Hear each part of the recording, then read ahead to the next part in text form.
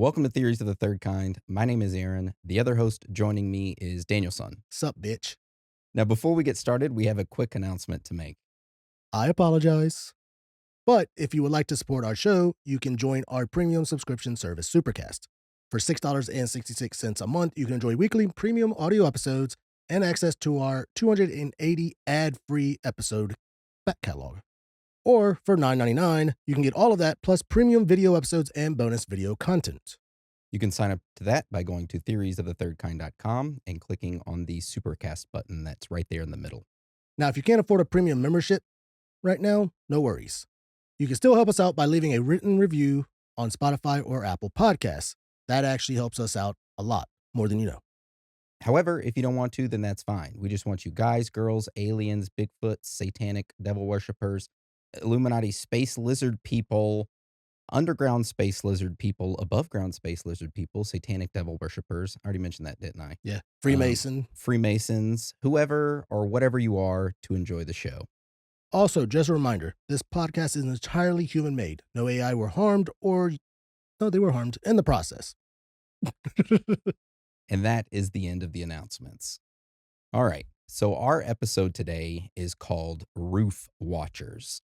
And for us to fully understand this episode today, we first need to set the stage for you all and talk about what was going on between the late 1940s all the way until the early 1970s. All right, so during this time, in the late 1940s, World War II had just ended and the Cold War started. Now, if you don't know what the Cold War is, that's okay. Aaron will explain it to you.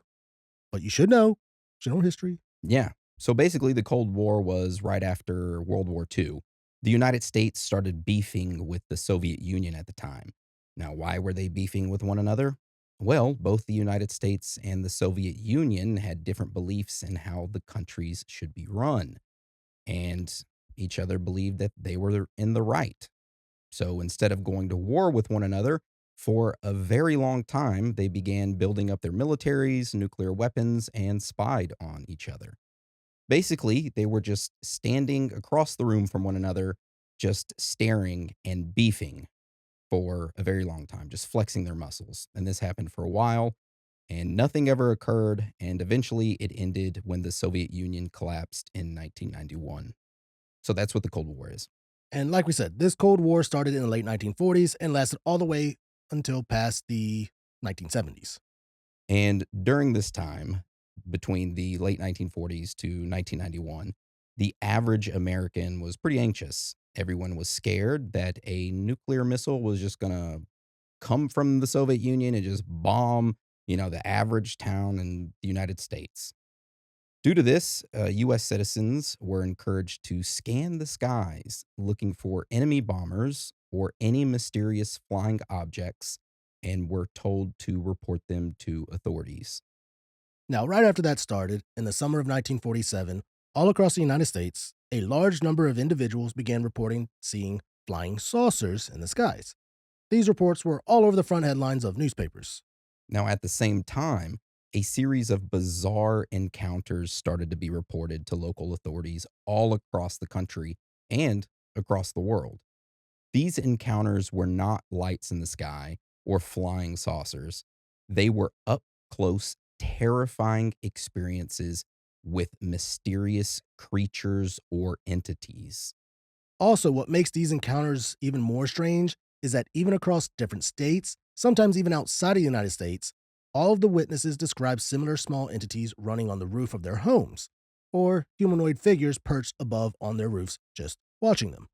Now, the majority of the people who encountered these entities would file a police report and then nothing would happen. Also, a lot of these individuals were afraid to talk about what happened to them because they didn't want people to think that they were crazy. However, they were unaware that at this time, between the early 1950s to the 1970s, hundreds of other families all across the world were experiencing the same exact thing. Entities standing on the rooftops of homes, stalking, and staring at the people below. And that is exactly what our episode is over today, the Roof Watchers phenomena. Have you ever heard of that before? No, No, you haven't? no. Yeah, I was gonna say I was called that in high school. No. no. So I haven't heard of it either. A lot of it was buried because at the time, pretty much UFO sightings, flying saucer sightings, all that was the craze, and not many people talked about these other encounters of these entities on rooftops, but it was happening to hundreds, if not thousands of families all across the world. So how this episode will go today is that we're going to go over multiple different reports of strange entities being spotted on individuals' rooftops. And instead of today's episode just being one story, it's going to be multiple smaller stories over the same topic so that you can get a good feel of how widespread this was. Now, after we go over these stories, we will then get into the strange fact and finding section, the theory section, and then wrap it up all with our own personal thoughts and theories. So, with that being said, let's get into it and talk about our first story. All right. So our first story is called the Houston Batman. So it was June 18th, 1953 at 2:30 a.m. in Houston, Texas. That night, it was hot as hell outside.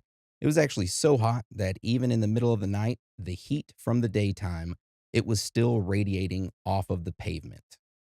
During this time, 23-year-old Hilda Walker, now she was a young housewife. She sat outside on her porch with her neighbor, who was 14-year-old Judy Meyer, along with their friend, 33-year-old Howard Phillips. So as they were all just sitting out there on their porch at 2:30 a.m., the street of course was dark and quiet and it was barely lit up by any of the street lights.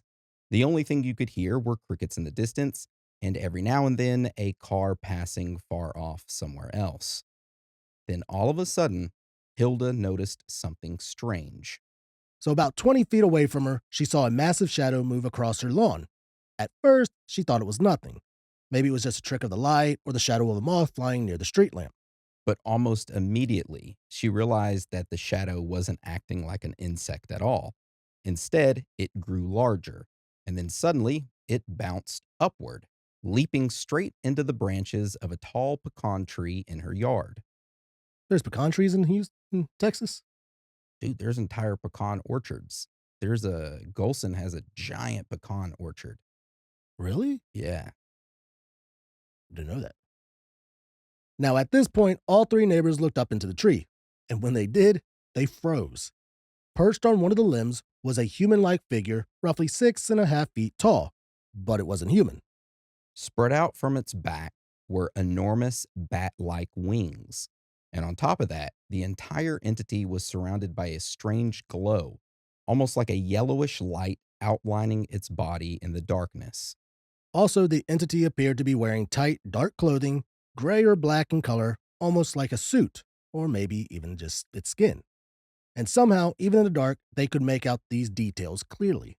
For about the next 30 seconds, this thing just stayed there, swaying slightly on the tree branch, staring directly down at the three people below that were just sitting on the porch. Then, without any warning, the figure began to disappear. The glow around it slowly faded, and the tall, winged figure seemed to just melt into the night. And right at that moment, Judy couldn't take it anymore. She let out a piercing scream. At this same time, all three of them heard a loud whooshing sound that came from the rooftop across the street, and a bright white flash shot by them, moving fast like a torpedo. Whatever that winged figure was, it didn't just leave or disappear. It took off at an unbelievable speed. Damn thing was Batman and Flash combined. Batman be fucking Flash and he have a baby. So after the three of them collected themselves, trying to understand what just happened, they decided to contact the police. The next morning, Hilda Walker went to the authorities and officially filed a report. And in that report, she described the thing that had terrified them all, the so-called Batman. Now, Hilda was interviewed, and during it, she stated, and we quote, I've heard so much about flying saucers. I thought those people were crazy, but now I don't know what to believe. I may be nuts, but I saw it, whatever it was. Now, Judy, the 14-year-old, was also interviewed, and she said, I saw it, and nobody can say I didn't. damn, thank you for that. Thank you for that. Great information, Judy. Dang. I saw it. It was the night. That's all she said. They interviewed her. They're like, yes, what's she going to say? I saw it. Nobody can say I didn't. You know, she probably said more, but the newspaper was just like, nap. Yeah. We can't have that. All right. So once word of this story got out, the local newspapers jumped all over it. Later that same day, the Houston Chronicle was already running a front page article about what had happened. The article went into detail about the bizarre encounter and it directly quoted the witnesses, talking about exactly what they had seen that night. And as the story spread, the strange flying humanoid started getting a name. People began calling it the Houston Batman. Throughout the rest of the 1950s and into the 1960s, nothing like this was ever officially reported again in Houston. And the neighborhood where the sighting took place at, well, it doesn't exist anymore. It was eventually torn down to make room for Interstate 10. To this day, the Houston Batman remains a complete mystery. And that right there is our first story. I am the night. And I totally forgot about this, but Dan reminded me he actually covered this story as a Theories Thursday 2 years ago. Over 2 years ago, because it was November. It was in November of 2023. Dang. And it was like a very short Theories Thursday type thing. Usually I'm good at remembering things, and I'm just blanking on that. That's All, crazy. all I could remember is when I was reading it, shadow running across the lawn with people sitting on the porch. I'm like, that sounds familiar. Because all I could think about is someone with like a cape, just not like Naruto running across the fucking yard. That's funny. Well, that's what happened. All right. And our next story is just as entertaining, if not more entertaining. I like these. All right. So our next story happened only a week after the Batman incident occurred in Houston. So a week later from it. It was in June of 1953 in Brush Creek, California. There were two prospectors named Blackie. That's his name. I didn't name him. That's his name. Okay. And an individual named Van Allen. Now, How does he get a full name and the other guy get? So Blackie and Van Allen, they were camping in the Sierra Nevada. Sorry. You can't look at me like that. So Blackie and Van Allen, they were camping in the Sierra Nevada foothills when all of a sudden they were awoken by something. A bright disc-shaped craft landed in the nearby woods, and the two prospectors watched as a swarm of tiny humanoid beings emerged from the UFO and began sprinting towards their camp. These beings were child-sized, around 3 feet tall, and had giant luminous eyes. Imagine just sitting there at your camp peacefully and you hear a sound and you look, and there in the distance you see a UFO land and you're in shock about the UFO landing, but you're out in the middle of the woods by yourself, or maybe with just one other person named Blackie. And then all of a sudden, out of this UFO come dozens of 3 feet tall kids with giant eyes, and they're all sprinting towards you.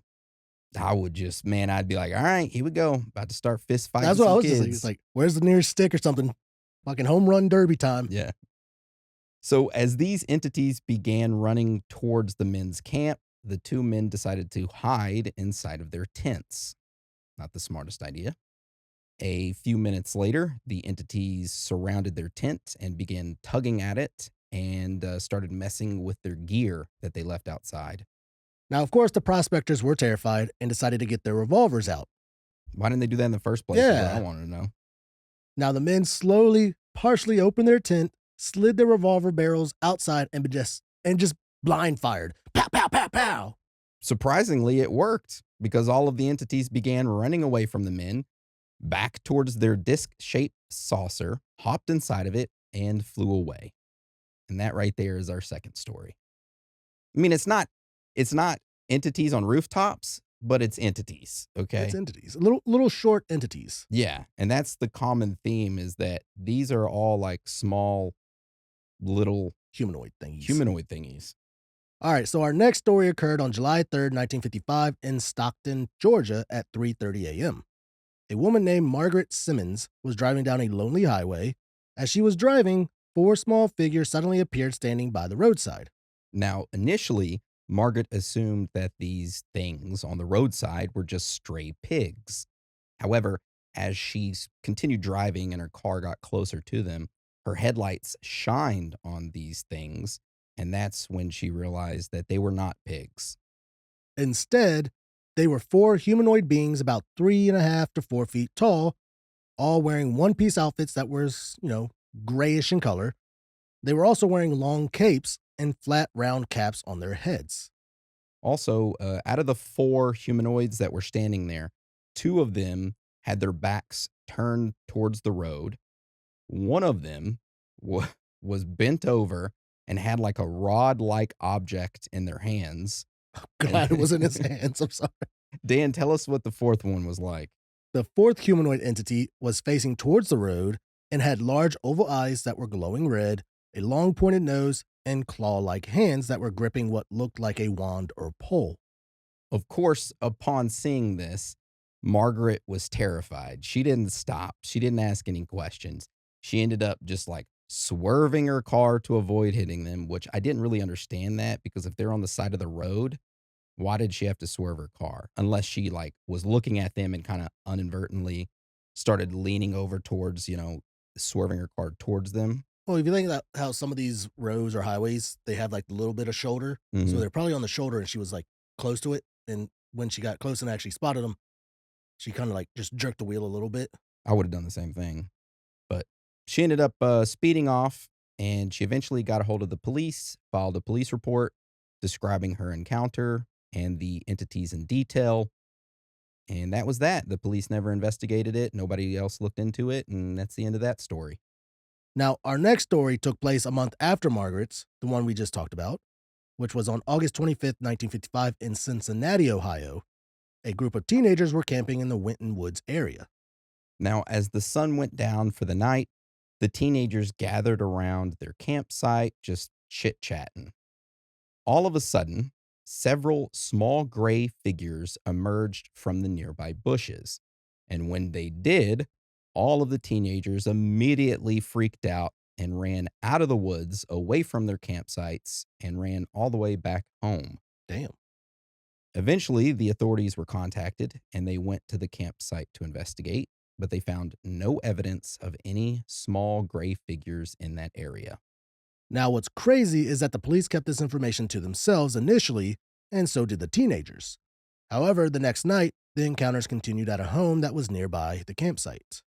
So, what occurred is that a family was just chilling in their home and they noticed a little creature with glowing eyes peeping into their home through their windows. Now, whenever they noticed this entity peeping through their windows, they immediately screamed, and the father of the family grabbed his shotgun and ran outside after the entity as it began running away. That sounds like the Hopkinsville one.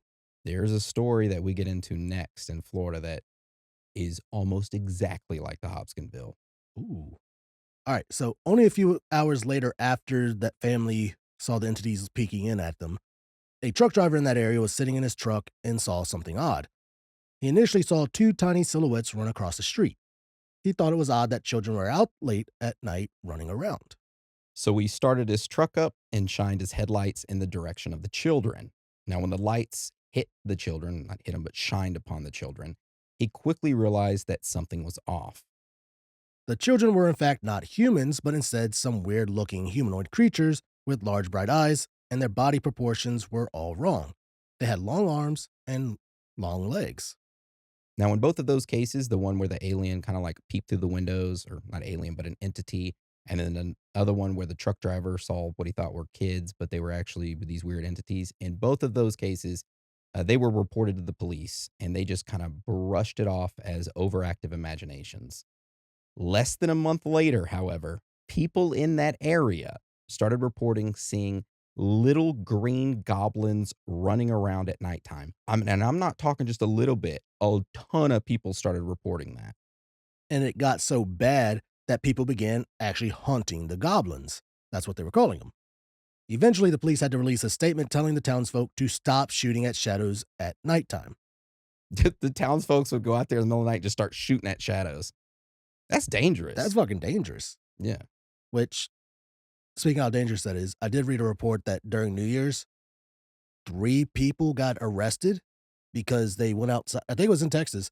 They went outside their home, started shooting guns up in the air. And of course, the bullets have to come down. And I think they hit like homes and stuff like that. So they were arrested for pretty much, I guess, like discharging a weapon in like neighborhood areas and stuff. Yeah. That's crazy, man. Why would anybody do that? That's like those people that are driving. I've seen multiple videos on whether it be Instagram Reels, which, by the way, we're locked out of our Instagram. If there's a person who works at Instagram, please contact us. We don't have any idea how to get back into it. No. Side note. Um, I've seen people on Instagram Reels or TikToks of them like putting their guns outside the window, just randomly shooting into the night. So stupid. That's really dumb. Anyway, let's get on to our next story. All right. So this next story occurred in 1957. So we're kind of going like down the timeline here. And this took place in Florida. Now it was a summer night on a lonely farmhouse that was located near the Pine Woods. Now the family who lived there in that farmhouse, they had just finished supper and they were settling in for the night. It was around midnight, the family's two dogs suddenly went crazy and began barking uncontrollably outside. So the father and his oldest son grabbed a flashlight and stepped out onto the old creaking front porch. The father and son pretty much assumed that, hey, maybe there was a panther nearby or a prowler kind of like lurking in their yard, but that is not what they encountered. At the edge of the yard, just beyond the tree line, two small figures were moving around. And when the flashlight beam hit them, their eyes reflected back, glowing bright yellow. Now, these entities were kind of short. They were only 3 feet tall, but they had oversized round heads with thin, spindly limbs that nearly reached the ground. Oh, long arms and big heads. Now, their skin looked grayish, almost metallic, shimmering under the moonlight. I would have said, all right, we're fist fighting. My thing is, the father and son go outside on the front porch with a flashlight, thinking that it's possibly a fucking panther out there. They don't bring a weapon? They don't bring a weapon, nothing. Not yet. They eventually get some. Yeah, so as the entities were standing there at the tree line, staring at the light, they started slowly raising their long arms and then suddenly flicked their bat-like ears towards the men. So they raised their arms, and then they had bat-like ears, and they flicked them towards the men.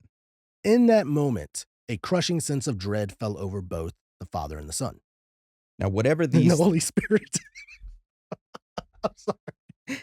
now whatever these things were, they didn't look like animals. They looked like something out of a tabloid headline. They looked like little bitty goblins. Now, the two of them, the father and the son, And the Holy Ghost. were able to. We're not making fun of it. It's just all in good fun. It works. It works. Yeah. But yeah, the two of them were able to get over the shock of what they were seeing and begin stumbling backwards into their home, slamming the door shut behind them. You know, they were inside and panic just erupted because they had no idea what they just fucking saw. Yep. The family, which consisted of 5 adults and several children, they started rushing around the house, barricading the doors and the windows. The men inside the home began grabbing any type of weapon that they could. They started grabbing shotguns and multiple rifles that they had, and each of them began taking positions near the front windows. Everyone else, such as the children and the women, they huddled behind furniture, trying to stay as quiet as possible. For the first 5 to 10 minutes, nothing happened. Then the family began hearing scratching sounds coming from the kitchen window. Slow, deliberate, almost claw-like scratching sounds. As the family members stared at that window that had the claw-like scratching sounds come from it, a small glowing face suddenly popped up into the window, like, of course, on the other side, stood up, looked through the window, and of course, everyone screamed. And the entity's eyes, when it was looking at the family, it was glowing yellow in the dark, and everybody screamed and was freaking out. The entity standing next to the window began tapping its long, clawed fingers against the window glass. One of the men aimed their shotgun at the window and fired. Bam! The window shattered, and the entity toppled backward out of sight. And then silence. Slowly, one of the men crept towards the broken window and peered outside to see if he could see where the entity went, but nothing was there. So they decided to open the front door and step out onto the porch. And that's when it happened. A taloned hand brushed across the top of one of the men's heads. Another one of the creatures had climbed onto the porch roof, and it was reaching down at him from above. So it was on the top of the roof and reached its hand down and started touching its head. Such a pretty head. The men's head as they walked by. Dude, that would I don't know what I would actually do in that situation. Freaked me out. So As the claws went down and scratched the hair of that man that got past the porch, the man realized what was going on and began screaming. His wife ran out onto the porch, grabbed the man's arm, pulled him back inside, and they slammed the front door shut just in time. Everyone was back inside the home. And that's when a siege began. More of the small humanoids appeared. They came from every direction surrounding the house. And for the next several hours, the family was completely trapped. The creatures circled the home, scratching at the walls, pounding on the roof, and peering through each window one by one. Now, every time one of these goblins or entities showed its face in the window or reached out a clawed hand through them or through the window, the men shot at it. But every shot produced the same disturbing result: a high pitched ping sound, almost like the bullets were striking metal. One creature was hit dead on and knocked to the ground, only to roll right back up and scamper off into the darkness, seemingly unharmed. No matter how many rounds that they fired at these creatures, nothing stopped them. They just kept moving, watching, toying, and playing around with the family inside. The children cried, the women prayed, the Father, the Son, and the Holy Spirit, and the siege just dragged on, well past 2 a.m. Now, just before dawn, the activity outside finally stopped. The bizarre entities just slowly melted back into the woods, disappearing as quietly as they had arrived. And once the sky started to lighten up and the sun started to come up, the family didn't waste a single second. They piled into their pickup truck and fled straight to the nearest town to get help. When they arrived at the sheriff's office, they were completely panicked, out of breath, shaking uncontrollably.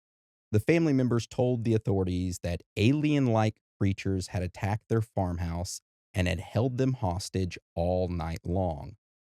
Now, understandably, local law enforcement who had just heard this were kind of skeptical. However, once they saw how genuinely terrified these people were, the sheriff decided to take it seriously. So the sheriff gathered a few deputies and followed the family back to the farmhouse. When they arrived, they found several of the windows of the home were shattered, bullet holes were scattered across the walls and door frames, and spent shell casings were all across the porch. There was clear evidence that something violent had taken place overnight.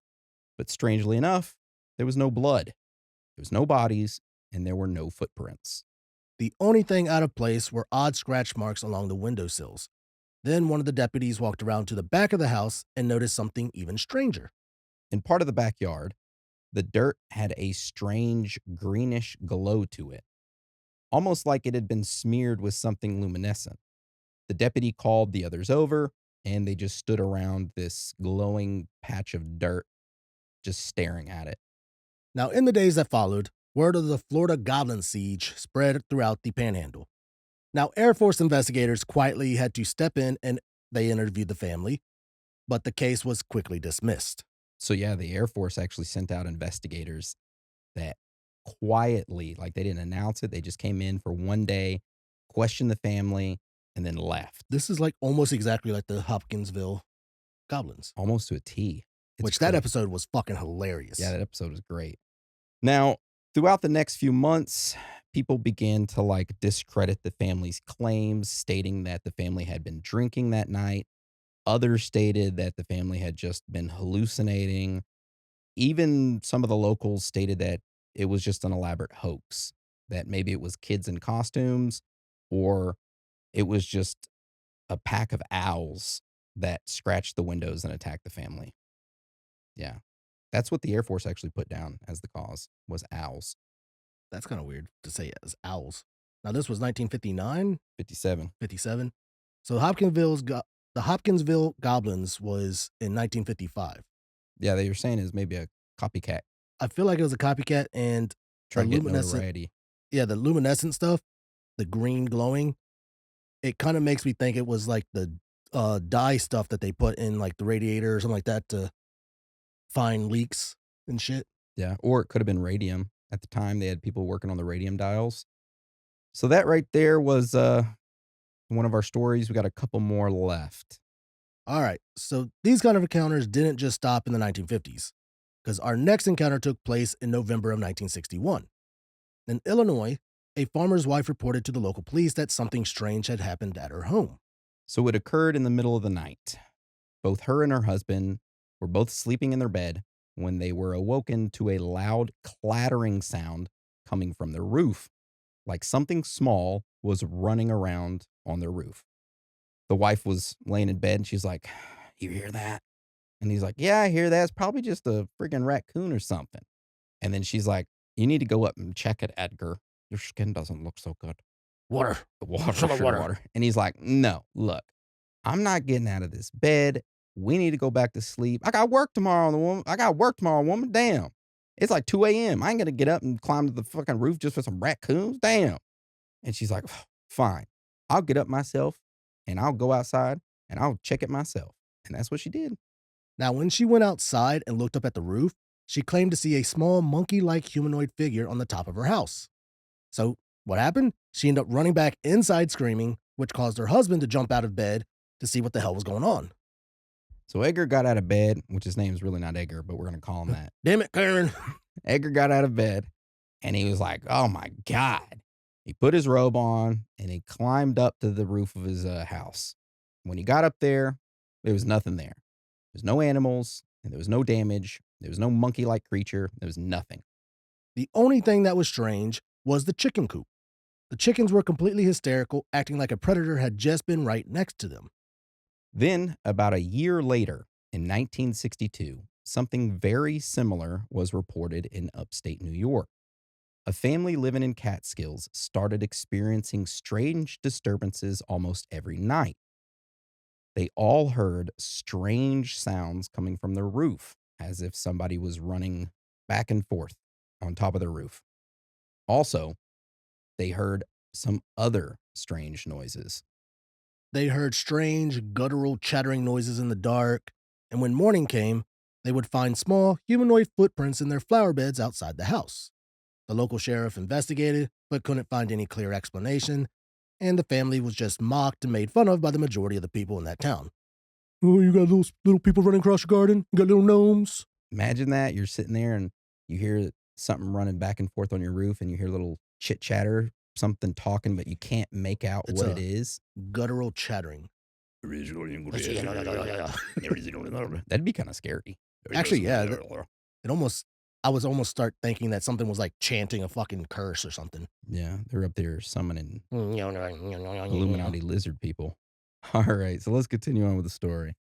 So, what's really interesting is that this phenomenon of entities and entities on roofs, it wasn't just happening in the United States. Similar stories started popping up across the world in Eastern Europe under very different circumstances. And this is where our last encounter takes place at, in communist Romania in the 1970s. And it's important that it's communist Romania, okay? Plays a role. We're not just shitting on communism. Now, during this time in Romania, stories of UFO sightings couldn't spread freely. Heavy censorship and a government that did not like people talking about strange or irrational beings, or not beings, just things. Yeah. But even with all that censorship, behind closed doors, people were still talking. And what they were whispering about sounded very familiar. Villagers spoke about small, strange creatures appearing on rooftops at night, small figures peering down from above, watching people from the roofs of their homes. Locally, these beings became known as the Roof Watchers, and their behavior sounded like something straight out of a sci fi horror movie. One of the most unsettling stories comes from a small farming village near the mountains in Romania. A farming family, the father Ion, his wife Maria, and 3 children, had just finished supper, lit by an oil lamp. They were settling in for the night when they heard it. It was a loud, heavy thumping noise, and it was coming from above their home. It sounded like someone or something was running across their roof. Now, the father, Ion, grabbed his coat and stepped outside into the snow. He expected to find an animal, maybe a fox, maybe a stray dog, but what he saw instead stopped him cold. Crouched on the peak of his roof were 2 small humanoid figures, and they were absolutely not animals. They looked vaguely human, but much smaller. They were about a meter tall, and they had oversized heads and thin, spindly bodies. As Ion stared up at them, he could see their eyes reflecting red in the moonlight. They were watching him, like living gargoyles perched on his roof. Of course, Ion screamed out loud, and his eldest son came running outside. Suddenly, the two entities that were on the roof scurried to the far side of the rooftop of the house. And when they scurried away, they didn't walk or run on their 2 feet. They moved on all fours, kind of like a jaguar or a cheetah or a cat or a dog. And they were fast and they were agile too. And they didn't look natural, they looked weird. And for a brief moment, one of them peeked over the edge of the roof, its large eyes staring down, its pale face visible in the moonlight. The entity had no real mouth, just a thin slit, a tiny pointed nose, and a narrow chin. So, upon seeing this creature again in more detail, the father Ion ran back inside of his home and grabbed his hunting shotgun. But by the time he returned outside, the roof watchers were gone. The only thing that they had left behind were small footprints in the snow. And these footprints were not animal footprints, they were small humanoid footprints. And they led away from the house. And of course, Ion followed these footprints and it went across the yard and headed towards a nearby hay barn. Now, Ion followed the footprints with a lantern and his shotgun. The prints looked like small little boot marks, sometimes spaced like they were walking upright, other times closer together as if they had dropped down on all fours. Fucking demogorgons. Yeah. Now, the tracks led up to the barn wall and then just stopped, as if the creatures had simply leapt straight up and vanished.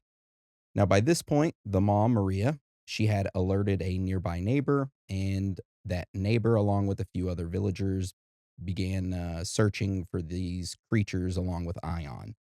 However, they ended up finding nothing. They found no creatures, nothing out of place, nothing odd besides the footprints.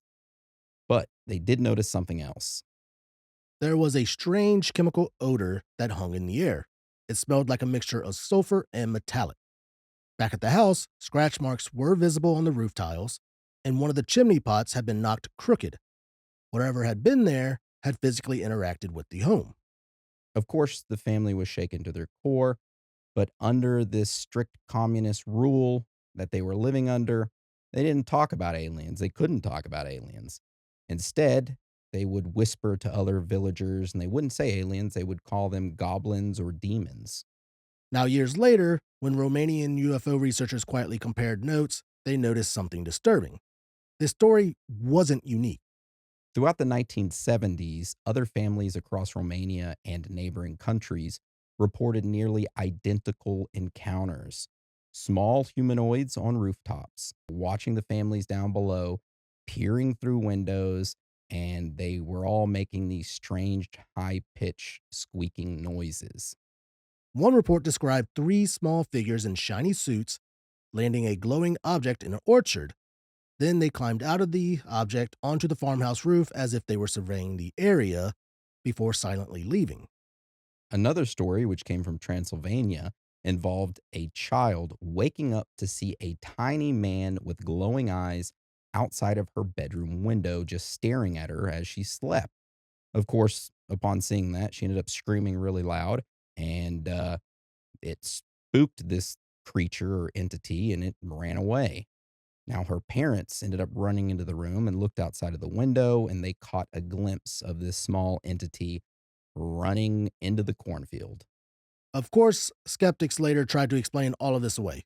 They blamed owls, but the witnesses in Romania rejected that idea completely. They said these were not animals. The beings moved with intelligence, sometimes mimicked human behavior.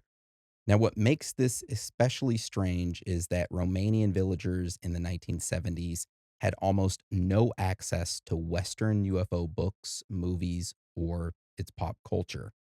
So they were experiencing these things unaware that people all around the world have already experienced it as well. And they were describing it in the same detail that other people had.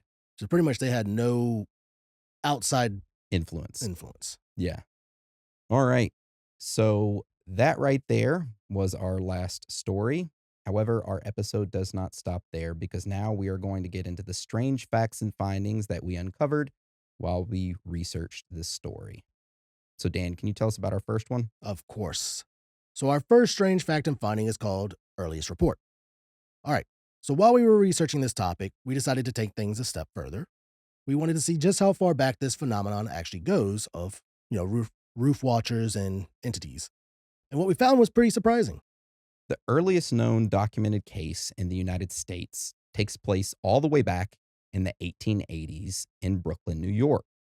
According to police records from that time, an exhausted local man eventually went to authorities with a very strange complaint, which, by the way, when we say earliest report, is earliest report in the United States, And not the documented. entire, and documented, not the entire world. Now, this Brooklyn resident claimed that little people were dancing on the roof of his house at night. And it wasn't just a one time thing. He said it kept happening night after night after night. The man told police that these dancing fairies were the source of loud, unexplained noises coming from above his home. Because of this, he hadn't been able to sleep, and he's pretty pissed off. He was described as visibly agitated and completely worn down by this experience. I feel you. It's just like same as the motorcycles and cars driving past the house Oh all my the God, time. so loud. They've become louder and louder lately. Yeah.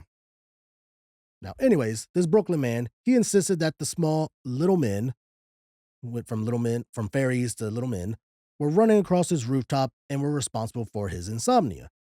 And according to the description, these beings were humanoid in shape, but very small in size.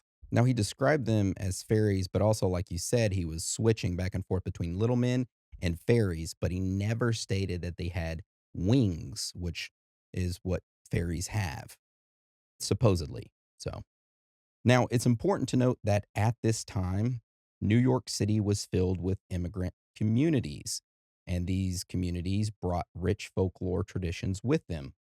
And in particular, Irish immigrants played a major role in shaping these kinds of beliefs. In the 19th century, Irish communities strongly believed in fairies, leprechauns, banshees, and other little people. These weren't just stories. People genuinely believed these beings could interact with the physical world. For example, residents in Manhattan's Hell's Kitchen claim that they could hear banshees wailing on rooftops, and those cries from them banshees were believed to be omens of death. So the idea of small beings appearing on rooftops wasn't unheard of in the cultural context of the time. But here what makes the Brooklyn case so important. This appears to be the first recorded instance of someone actually going to the authorities and reporting humanoid creatures on their roof. The incident was documented and mentioned in the local newspaper as, and I quote, an odd incident, which makes it the first known historical example in the United States of what we now call the roof watcher phenomenon. Very odd. And it just keeps getting stranger because we don't just stick to the 1970s. These next few strange facts and findings, they start to go into modern times. It's still happening. All right, so our next strange fact and finding is called the Delhi Midnight Monkey Panic. In May of 2001, New Delhi was completely gripped by panic over something that became known as the Monkey Man. According to reports, this thing was attacking people on rooftops late at night. Usually it occurred after midnight, and witnesses describe it as a small, furry humanoid that was about 4 feet tall and had a monkey like face. People claimed it would leap between buildings, moving across rooftops with ease. And in some cases, it allegedly scratched or slashed residents who were sleeping on open terraces. And this is where things get even weirder. Some of the witnesses stated that the creature was wearing a helmet and it was also wearing a pair of roller skates. And several people insisted that it was using metal claws to attack its victims. Sounds like something off a video game. A monkey with a helmet, roller skates, and metal claws. What was that monkey named? George? Hmm. Didn't he, like, in one of the books, have, like, a helmet and roller skates?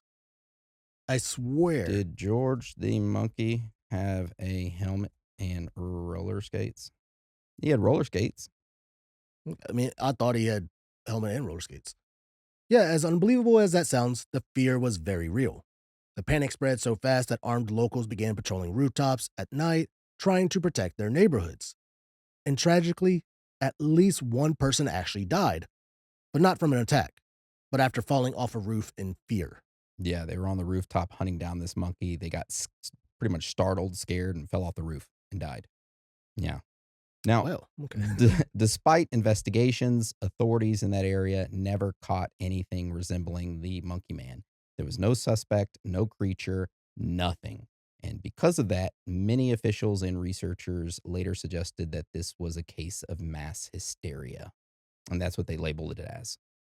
So even though some people were actually attacked, Yeah. they just don't know what actually attacked them or if they attacked themselves. Yeah. Okay. Now, our last strange fact and finding is called the Nigerian rooftop centaur. Yeah. True thing. In 2023, 3 years ago, over in Nigeria, villagers were left completely stunned after something strange appeared on the roof of a building. And this time, it wasn't just eyewitness testimony, it was caught on video. The footage shows a small figure perched calmly on top of a roof in the middle of the daytime, just sitting there as people gathered down below and stared up at it. And almost immediately, everyone began to notice the same exact thing. This entity, or whatever it was that was sitting on the roof, it didn't look fully human. Witnesses described it as having a human like body, but with the head of an animal, possibly a horse, so half human, half beast. The creature just sat there, motionless as the crowd below watched in disbelief.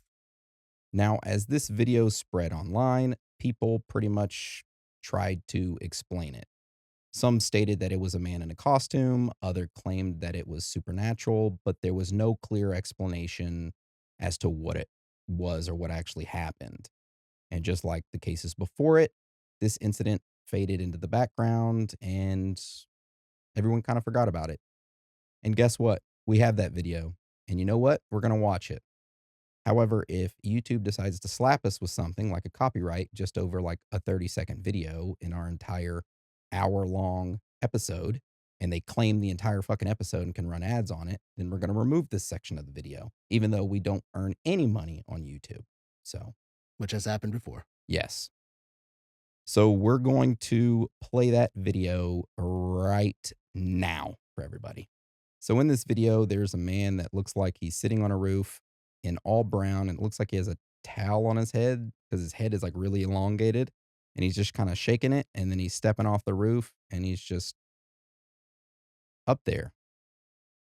It's a horse mask. He was fixing it. It looked like it was starting to come off because the way he has it positioned, it's not fully on all the way.